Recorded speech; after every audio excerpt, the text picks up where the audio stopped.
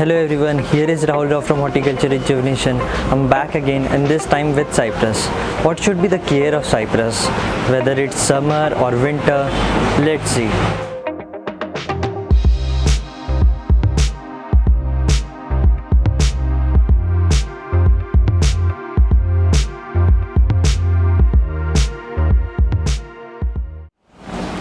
Cyprus is one of the most loved plant when it comes to house plant. ये साल भर green रहते हैं अगर आप इसे सही केयर दे तो। इसकी कुछ केयरिंग है, उसके बारे हम डिस्कस करेंगे। उसके पहले हम आते हैं इसके नाम के बारे में। नाम के लिए इसका थोड़ा डिस्पैरिटी है क्योंकि साइप्रस काफ़ी लोग थूजा को भी बुलाते हैं और जुनिपर्स को भी बुलाते हैं, और इसे तो साइप्रस बुलाते ही हैं, काफ़ी फेमस है। गोल्डन साइप्रस भी बुलाते हैं। तो बात क्या है कि हम किसे साइप्रस बुलाएं? तो हम आते हैं उसके पहले इसके फैमिली पे। ये फैमिली क्यूप्रेसेसियाई फैमिली से बिलोंग करता है। थूजा भी क्यूप्रेसेसियाई फैमिली से बिलोंग करता है और जुनिपर्स भी करता है। और क्यूप्रेसेसियाई फैमिली को साइप्रस फैमिली भी बोलते हैं। तो यहाँ पे होता ये है कि लोग सबको साइप्रस बुलाना चालू कर देते हैं। अब इसकी एक और लेवल ऊपर आते हैं जेनस में, जो फैमिली के बाद डिफ़ाइन होता है।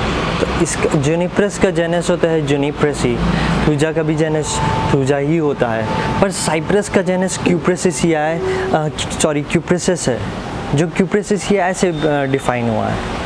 तो यहाँ पे जो क्यूप्रेसिस है इसे साइप्रस भी बुलाते हैं इसीलिए क्योंकि साइप्रस फैमिली से बिलोंग करता है। नाम बहुत क्लोज है क्यूप्रेसियाई से, तो क्यूप्रेसिस को हम साइप्रस बुलाते हैं। हॉर्टिकल्चर लेवल में बोलें या बॉटनिस्ट लेवल पे बोलें तो साइप्रस फेमस है।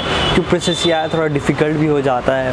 तो यहाँ पे अगर हम जेनस के नाम से, ज़्यादातर प्लांट्स को जेनस के नाम से बुलाते हैं, उसके बाद स्पीशीज़ आता है। तो यहाँ पे what I will tell is, इसे आप साइप्रस से बुलाएं और थूजा को आप, उसका जेनस नेम है थूजा, और जुनिपर्स का भी फेमस है जेनस नेम से जुनिपर्स, जिसे जुनिपर भी बुलाते हैं। जैसे जुनिपर्स को जुनिपर बुलाते हैं वैसे क्यूप्रेसिस को साइप्रस बुलाते हैं। और नेम थोड़ा डिफ़िकल्ट है, अगर आप रेगुलर इसके टच में नहीं है ये डिफ़िकल्ट हो जाता है नेम को आपको रिमाइंड रखना या बुलाना, इसीलिए इसे साइप्रस के नाम से फेमस हो गया।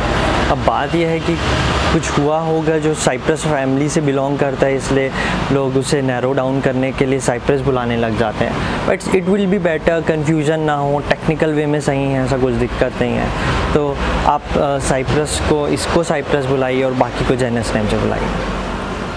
अब आते हैं केयर पे। तो इसे सनलाइट कितनी चाहिए? विंटर्स में इसको almost full day direct sunlight ये रह सकते हैं, और ऑटम स्प्रिंग में भी ऐसा ही है। जब तक टेम्परेचर 38 डिग्री सेल्सियस के ऊपर नहीं जा रहा है ये डायरेक्ट सनलाइट पे रह सकते हैं। आप इट वुड बी बेटर अगर आप 35-36 में ही शिफ्ट कर दें डायरेक्ट सनलाइट पे, क्योंकि समर्स में आपको शिफ्ट करना है। जैसे I am from tropical region, तो यहाँ पे जो है टेम्परेचर 40+ जाता है, तो इसे इनडायरेक्ट सनलाइट में शिफ्ट करना बहुत इंपॉर्टेंट हो जाता है। अगर आप पुणे में हैं या फिर बेंगलोर में हैं या फिर कुछ ऐसी जगह पे हैं जहाँ पे टेम्परेचर उतना ज़्यादा नहीं जाता, मेरे ख्याल से काफ़ी जगह 40 टच करके वापस आ जाता है, ऊपर जाता भी नहीं, तो वहाँ पे कहीं पर रह लेते हैं तो ओके हो जाता है। पर फिर भी आप देखेंगे कि नीचे से लीव्स ड्राई हो जाएंगी, ऊपर से कहीं पर ड्राई हो जाती है। अगर उसे सेव करना है तो आप इनडायरेक्ट सनलाइट दीजिए समर्स में, फुल डे इनडायरेक्ट सनलाइट। और आप पानी का हम बात करेंगे आगे, पर सनलाइट आपको यहाँ ध्यान रखना है क्योंकि काफ़ी लोग इसे डायरेक्ट सनलाइट में रख देते हैं समर्स में और प्लांट स्ट्रगल करता है, स्ट्रेस हो जाता है। I don't like that thing. मैंने काफ़ी जगह देखा है। It difficult to tell people how to care in वहाँ उनके पास जाके बोलना कि इनका केयर करो, ये तो आसान नहीं है। पर आप ये through this video I think I can convey that आप इसे सही केयर करिए।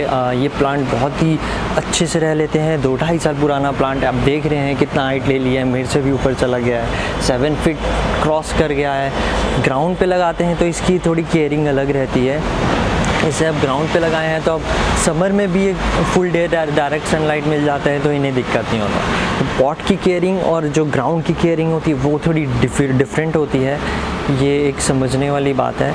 तो ग्राउंड की केयरिंग में एक चीज़ ये है कि इसको प्लांट कब करना है। आप इसे मॉनसून में प्लांट करिए या फिर ऑटम में प्लांट करिए ताकि रूट सेटल हो जाए, क्योंकि समर आ जाता है इसका डॉर्मेंसी का। अगर आप एनवायरनमेंट प्रोवाइड कर रहे हैं तो फिर भी थोड़ा थोड़ा बढ़ते रहते हैं, पर इसकी सही ग्रोथ होता है विंटर्स में। तो आप अगर आप समर तक आए तो वो सेटल हो जाए। अगर आप स्प्रिंग में लगा रहे हैं तो डायरेक्ट समर है, रूट सेटल नहीं हुई हैं, तो वहाँ पे दिक्कत हो जाता है प्लांट को सर्वाइव करने में, या फिर ज़्यादा हीट मिलता है तो ये सह भी नहीं पाते हैं। तो वहाँ पे आपको प्लांट भी एक पर्टिकुलर सीज़न में करना है, मॉनसून हो या फिर ऑटम हो। इसके बाद सॉइल मिक्स की बात करते हैं तो इसे इन्हें मॉइस्ट स्टेट में रहना पसंद है। वाटरिंग की हम बात करेंगे। सॉइल मिक्स में एक चीज़ बताना है कि इन्हें मॉइस्ट स्टेट में पसंद है तो इनको ऐसा मीडियम चाहिए, ऐसा सॉइल चाहिए जहाँ पे ये थोड़ा मॉइस्चर मेंटेन रखें। तो आप कोको कॉयर डाल लीजिए। अगर आप सॉइल मिक्स का वीडियो देखे हैं तो आपको पता होगा थोड़ा कि कोको कॉयर वाटर रिटेंशन में काम आता है और मॉइस्चर भी मेंटेन रखेगा सॉइल में, थोड़ा ठंडक भी प्रोवाइड करेगा। इन्हें मॉइस्चर पसंद है, थोड़ा ठंडा एटमॉस्फेयर पसंद है। आप मिट्टी के पॉट में लगाया तो सही है, क्योंकि मैंने ये दोनों मिट्टी के पॉट में लगाया है। तो वहाँ पे एक आप चूज़ कर सकते हैं। ज़्यादा वाइड पॉट मत लीजिए, क्योंकि प्लांट सीधा ऊपर जाता है तो आप देखेंगे कि ज़्यादा विंड चली, बहुत स्पीड से चलेगी तो ये कई बार डिसलॉज हो जाते हैं रूट से। तो यहाँ पे आपको ध्यान रखना है। एक पॉट चूज़ करना भी बहुत इंपॉर्टेंट है साइप्रस के लिए। बहुत ज़्यादा वाइड पॉट में लगा देते हैं रूट्स, क्योंकि इसके रूट्स बहुत जल्दी एकदम कवर नहीं करते हैं। इसके रूट्स डिफरेंट टाइप के होते हैं। तो आपको एक पॉट का भी एक सिलेक्शन सही रखना है, जिससे प्लांट की ग्रोथ में बेनिफिट हो। क्योंकि मानसून आने वाला है, एंड ऑफ मई है मानसून केरला में, तो मेरे ख्याल से 5 जून को आएगा। डिले है 4-5 दिन का। तो यहाँ पे छत्तीसगढ़ में करीब एंड ऑफ जून हो जाएगा, तो थोड़ा डिले है। पर एज मानसून आएगा काफ़ी लोग साइप्रस लाने वाले हैं। इसका केयर इंपॉर्टेंट है। तो I think this is going to help you when will come to watering. I say that इसको थोड़ा इसकी वाटरिंग समझने की ज़रूरत है। अगर आप समझ लिए तो you will do really good, क्योंकि मैंने बहुत सही वाटरिंग की है। इसको वाटरिंग करने में कोई दिक्कत नहीं होता, क्योंकि एकदम अंदर आ गया है कि इसको वाटरिंग कैसे चाहिए। एक जो पॉइंट पता चल जाता है कि वाटरिंग कब देना है प्लांट को, तो बहुत ईजी हो जाता है वाटरिंग करना। I tell you few things. कुछ प्लांट्स को हम 1 इंच डीप चेक करते हैं कि मॉइस्चर है कि नहीं। मॉइस्चर रहता है तो हम पानी नहीं देते हैं। इसमें जो ऐसा होता है, अपर लेयर ड्राई हो जाए और अंदर जो मॉइस्चर रहे फिर भी पानी देना है। जब इसका अपर लेयर ड्राई हो गया तो पानी दे देना है। विंटर्स में फ्रीक्वेंसी रहती है 2-3 दिन की, और समर्स में आई वाटर ऑलमोस्ट एवरी डे। तो ये जो फ्रीक्वेंसी है ये आप अगर समझ लिए तो बहुत इजी है इसको वाटरिंग देना। क्योंकि काफ़ी लोग इसकी ओवर वाटरिंग या फिर अंडर वाटरिंग करते हैं। इसकी केयर आप जान गए तो बहुत इजी है, नहीं जाने तो बहुत डिफ़िकल्टी होने वाली है आपको साइप्रस को लेके। क्योंकि अगर आप ओवर वाटरिंग भी करते हैं तो इसके टिप जो है वो ड्राई हो जाते हैं। मुझे याद नहीं है एग्जैक्टली 2-2.5 साल पहले जब मैं लाया था तो इनकी ड्राई होती थी, पर एक बार वाटरिंग सही हो जाए तो उसके बाद ड्राई नहीं हुई है। तो आप ये देख सकते हैं ड्राई होती है तो आपको समझ में आ जाएगा, क्योंकि एक पार्ट है कई काफ़ी सारे प्लांट नहीं दिखाते हैं ओवर वाटरिंग हो रहा है, तो ये प्लांट दिखाता है। तो इसको आप देख के समझ सकते हैं ओवर वाटरिंग है कि नहीं। तो सॉइल को मॉइस्ट रखिए। इवन समर में भी कई बार मैं शाम को मिस्ट कर देता हूँ, ऊपर से पूरे प्लांट को भिगा देता हूँ। क्या होता है, थोड़ा वाटर नीचे गिर जाता है सॉइल में। तो ऐसा है कि वो सॉइल में थोड़ा एक मॉइस्चर बन जाता है और एक कूलनेस प्रोवाइड करता है, which is really good for plant. Mist कर सकते हैं, काफ़ी टेम्परेचर रहता है, लीव्स को भी एक कूलनेस चाहिए रहता है, तो वहाँ पे आप मिस्टिंग भी कर सकते हैं। तो वाटरिंग केस में आप इसे मॉइस्ट रखिए। अब ओवर वाटरिंग भी नहीं करना है, ये आपको समझना है कि थोड़ा ड्राई हो जाए तब करना है। विंटर्स में फ्रीक्वेंसी मैं बता रहा हूँ 2-3 दिन का होता है। दिक्कत आती है ऑटम स्प्रिंग में, जब टेम्परेचर शिफ्ट होता है तो वहाँ पे कई बार समझ नहीं आता कि वाटरिंग कब कैसे करना है। तो वहाँ पे ऊपर नीचे हो सकता है फ्रीक्वेंसी का।